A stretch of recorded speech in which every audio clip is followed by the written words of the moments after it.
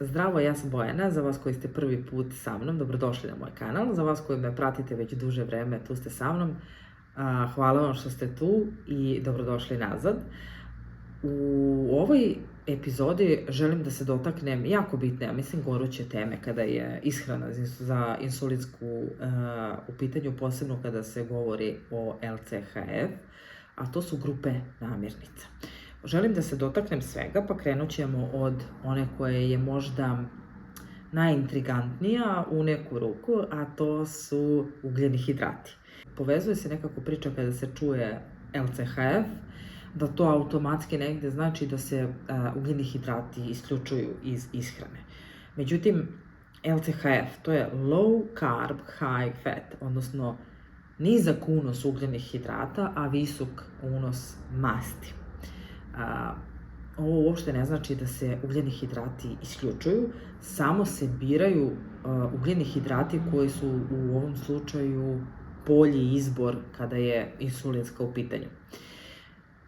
Znači, postoje dve vrste ugljenih hidrata, to su oni koji su složeni i oni koji su prosti. Prosti ugljeni hidrati, to su ugljeni hidrati koje ćete naći u čokoladicama, pecivu, testu, mafinima, bilo kojim slatkišima i onim komercijalnim poslasticama koje možete naći dostupno gotovo u bilo kojoj prodavnici. Međutim, ono što je mnogo bitno da znate vezano za to jeste da upravo takva vrsta ugljenih hidrata u ogromnoj meri i jako brzo podiže nivo šećera u krvi. I ovo nije dobro, zato što na takav način dolazi do, kada je nagli skok glukoze u krvi i nagli pad. Zbog toga mi koji imamo ovu dijagnozu imamo problem sa prekomernom glađu, sa osjećajem umora, sa onim podrhtavanjem tela, znači da se prosto ne osjećamo dobro. Znači svi oni simptomi koji se vezuju za insulinsku rezistenciju upravo su najčešće izazvani takvim skokovima naglim glukoze u krvi i naglim padom. Znači sve ono što ne valja i što se osjeća, razlog tome jeste nagli skok, nagli pad. Zbog toga se osjećamo loše. Znači, naš izbor u ovom slučaju najbolje je da budu složeni ugljeni hidrati. Složeni ugljeni hidrati se nalaze u povrću i to je ono čega ćete na ovakvom režimu ishrane jesti u ogromnim, gotovo neograničenim količinama. U svakom obroku možete da jedete povrće. Blagodeti unosa povrća jeste upravo da ne podižu glukozu toliko brzo i toliko u tim količinama, već taj rast dolazi postepeno. Ovde moram da se odmah nadovežem da kada, na primjer, pravite obroke za sebe, mnogo je bitno da poslasticu, odnosno nešto s čime želite da se zasladite od ovih zdravih varijanti koje za sebe pravite, jedete odmah nakon obroka. Upravo zbog tog postepenog rasta, jer koliko god da birate zdrave poslastice, ako jedete pre obroka poslasticu, vaš organizam neće imati odgovor isti kao kada biste pojele odmah nakon toga, jer neće biti isti skok nivoa šećera u krvi i zbog toga je jako bitno da bude na samom kraju vašeg obroka i onda ta uzlazna linija ide postepeno i nemate oscilacije kakve ste inače do sada imale, zbog čega dolazite u konačnu kontrolu nad osjećajem hroničnog umora, nad osjećajem prekomerne gladi, podrhtavanjem, ako ste to imale kao problem i svim onim prethodno nabrojenim simptomima u prethodnim epizodama o kojima sam govorila, znači zavisno šta je kod vas slučaj. Znači, kada su ugljeni hidrati u pitanju, istina je da ih ograničavamo i u određenom delu našeg života potpuno isključujemo ona komercijalna brašna kao što su belo, heldino, ovseno, crno, ražano, speltino, koje god, sva brašna na koje ste inače navikli idu u stranu. Ono što dolazi i što možete da koristite za svakodnevnu upotrebu jesu laneno, jesu bademovo, jesu brašna koja sam vam inače navela i ostavila u spisku namirnica koje sam podelila sa vama. Za šećere, opet kažem, znači komercijalno belo i žuto i bilo koje drugo ne znam, palmino, sve to ide isto tako u stranu, a moja omiljena dva koja volim da preporučim jesu eritritol, stevia, probajte, moj favorit je eritritol, možete da kombinujete oba, možete kako god, prosto morate da probate da biste znale šta je ono što vam se dopada i da li pravite razliku ili vam je potpuno nebitno šta će od ta dva da se nađe u vašoj poslastici. Sledeća grupa namirnica su mlečni proizvodi i ovde isto moram da krenem od onih koje nisu dobar izbor, a to su svakako mleko, jogurt, kiselo mleko, pavlaka, mladi sir. I zašto baš ovi?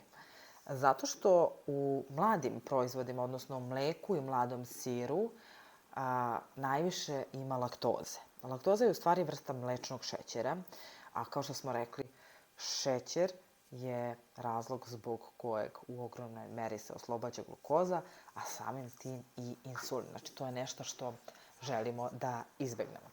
Sa druge strane, sirevi koji su stari i koji su sa velikim procentom mlečne masti su dobar izbor.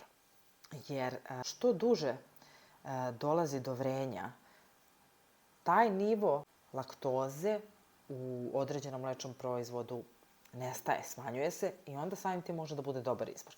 Ja, na primjer, biram češće Milleram i gledam da bude sa što većim procentom mlečne masti. Ne kupujem Pavlaku, kupim Milleram i obavezno volim sve sireve kao što su i gorgonzola i parmezan i mozzarella, znači šta god od tih sireva, go for it. Ako volite, ja, na primjer, baš volim da jedem sireve. Ne jedem ih baš svakodnevno, ali volim da ih pojedem, tako da to može. Ako bismo pričali o mesu i mesnim prerađevinama, sva mesa, živa mesa, naravno, dolaze u obzir.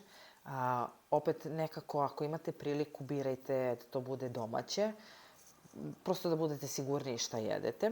I isto tako, kada su prerađevine u pitanju, birajte domaće. Gotovo sve što je domaće možete da jedete, ne gotovo, možete da jedete. A ono što kupujete i što je dostupno u radnjama, morate da obratite pažnju pozadi na sastav, jer gomila stvari, mesne prerađevine, naći ćete u njima da imaju šećer, što je vrlo neobično za jednu takvu vrstu namirnice, ali ako obratite pažnju i pogledate, vidjet ćete da imaju i šećere.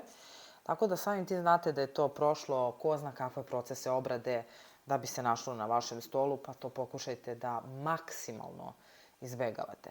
Opet ne mogu da kažem, volim da kupim i kvalitetnu prašku šunku, neko to ne voli.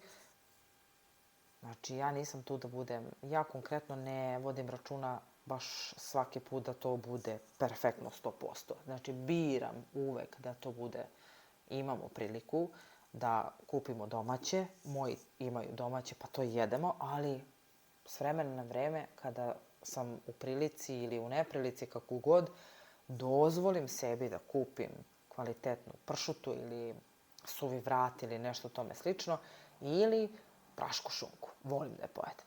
Vi, opet, prema vama i kako vi volite i šta volite da jedete, tako i birajte. Najbolje bi bilo da to bude iz domaće neke proizvodnje, jer, opet kažem, tu ste nekako najsigurniji. Ovde isto moram da podvučem da je dobro da obratite pažnju da ne preterate sa količinom mesa, jer nije dobro ni da se pretera. Balans je u svemu jako važan.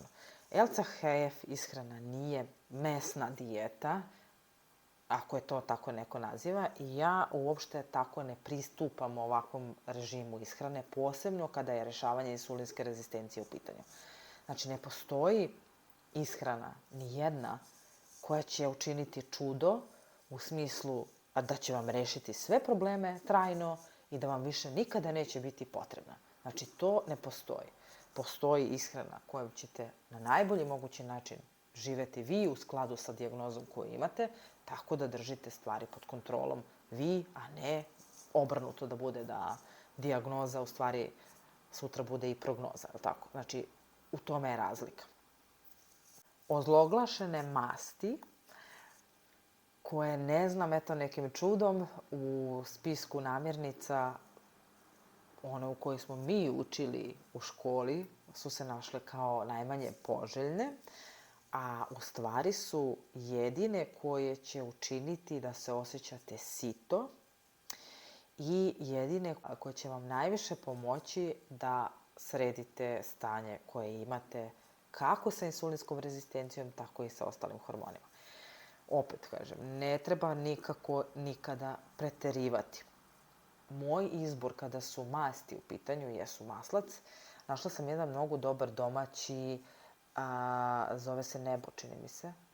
Nebo, tako nešto.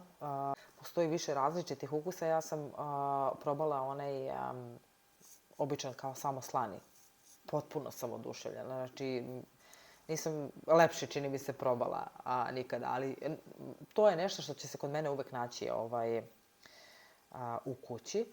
Osim toga, ulja, birajte kvalitetna ulja, hladno ceđeno, maslinovo, ne znam, od koštica grožđa, od koje god. Jako je bitno da izbegavate palmino ulje, recimo, i da, ovo sam, čini mi se, još u nekom videu rekla, ali izbegavajte da spremate hranu na maslinovom ulju kada su visoke temperature u pitanju. Maslinovo ulje je idealno za topla jela, za neke prelive, za salate i tome slično, ali za nekakva prženja to potpuno promeni ukus hrani. Prvo što svojstvo tog ulja izgubi sve hranljive vrednosti, a promeni potpuno ukus i hrani koja se sprema na takav način, tako da, eto, to je negde iz mog iskustva, izbegavajte to da radite. Voće je takođe grupa namirnica koja u slučaju insulinske rezistencije nije baš toliko poželjno, odnosno postoji određena grupa voća koje možete da jedete, a to su sva bobičasta crvena voća. Znači, to je jagoda, malina, kupina, borovnica, ne znam šta još imamo, one ribizle, šta još može da se jede, limun, limeta. To je sve.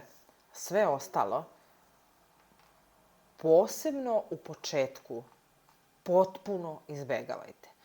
Zašto? Zato što voće takođe u ogromnoj meri stimuliše oslobađanje glukoze u krvi, a kao što sam rekla, to je ono što želimo da izbegnemo.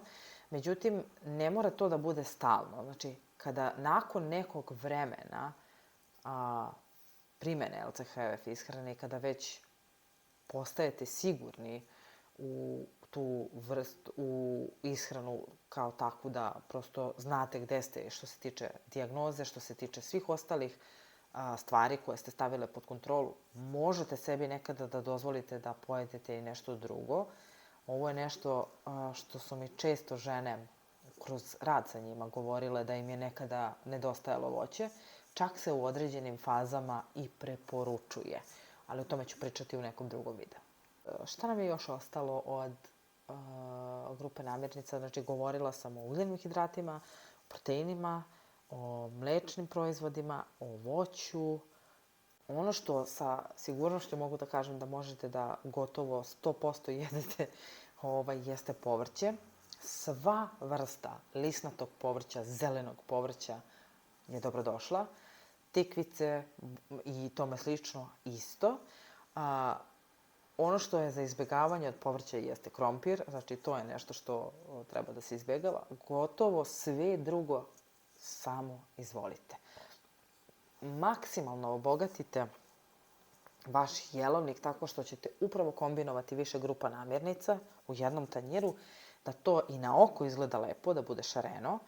I sa druge strane, sva ta hrana tako kada je spremite je nutritivno bogata. Em što ćete biti siti, em što ćete imati od toga koristi, kako za dijagnozu, tako uopšte osjećaj u vašem telu će biti potpuno drugačiji nego ako biste svakako jeli instant rešenja koja su lako dostupna. Mislim da sam se ovde dotakli svih grupa namirnica. Ovo mi je bilo jako bitno da podelim sa vama, posebno zbog ugljenih hidrata. Ako sam eventualno nešto preskočila, slobodno mi pišite, rado ću vam odgovoriti. Eto, dođe smo do kraja. Hvala vam puno što ste tu uz mene i vidimo se u sledećem videu. Ćao!